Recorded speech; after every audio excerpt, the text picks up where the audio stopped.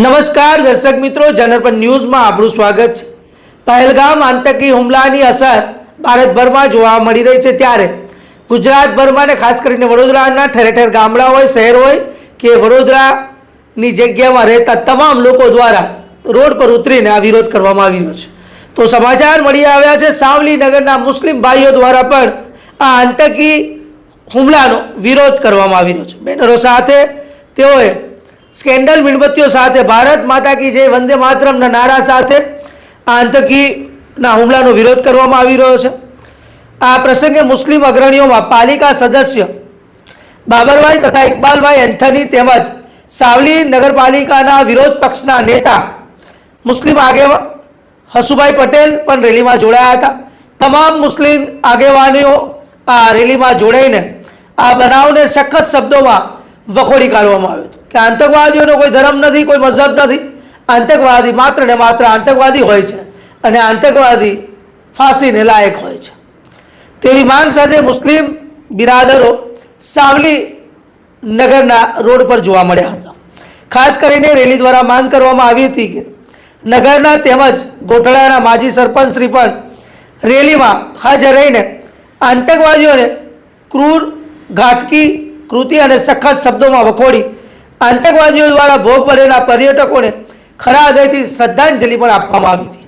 તો તેમને સરકાર આતંકવાદીઓને કડકમાં કડક સજા કરે તેમજ ફરીવાર કોઈ આતંકવાદી ભારત પર બુરી નજર ન કરે તેવું પણ મુસ્લિમ ભાઈઓ દ્વારા કહેવામાં આવ્યું હતું। તો સાવલી નગરમાં પણ પહેલગામ આતંકીના જે કહેવાય કે પડઘા પડી રહ્યા છે અને સાવલી નગર પંથ એક પગે ખડું છે। આ તમામ મૃતકોને શ્રદ્ધાંજલિ આપી રહ્યું છે અને આતંકીઓને ઠેર માર મારવા માટે સરકારને નિવેદન પણ કરી રહ્યું છે।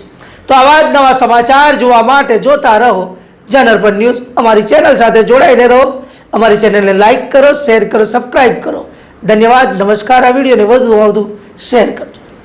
ની અંદર જે આતંકવાદ લોકોએ ફેલાયો છે ખરેખર, અને જે માનવતાની હત્યા કરી છે, જે દરેક ધર્મના જાતિના લોકોને માણસને પૂછ્યા વગર જે ગોળીઓ મારી છે, એ ખરેખર કાયદેસર ઇન્સાનિયતના ખિલાફ છે।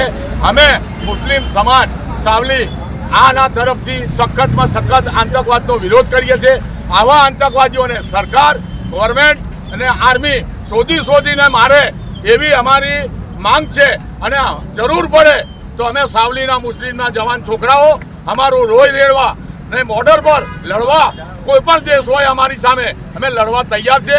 અમે મુસલમાન કુરબાની આપવા માટે તૈયાર છે।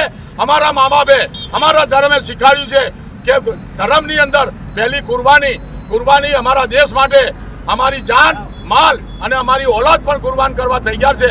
પણ આ આતંકવાદને નેસ્ત નાબૂદ કરે એવી ગવર્મેન્ટ પાસે અમારી માંગ છે, ને ગવર્મેન્ટ નીંદમાંથી ઉઠે, જાગે અને આ આતંકવાદીઓનો સફાયો બોલાવી દે એવી સમસ્ત મુસ્લિમ સમાજની માંગ છે।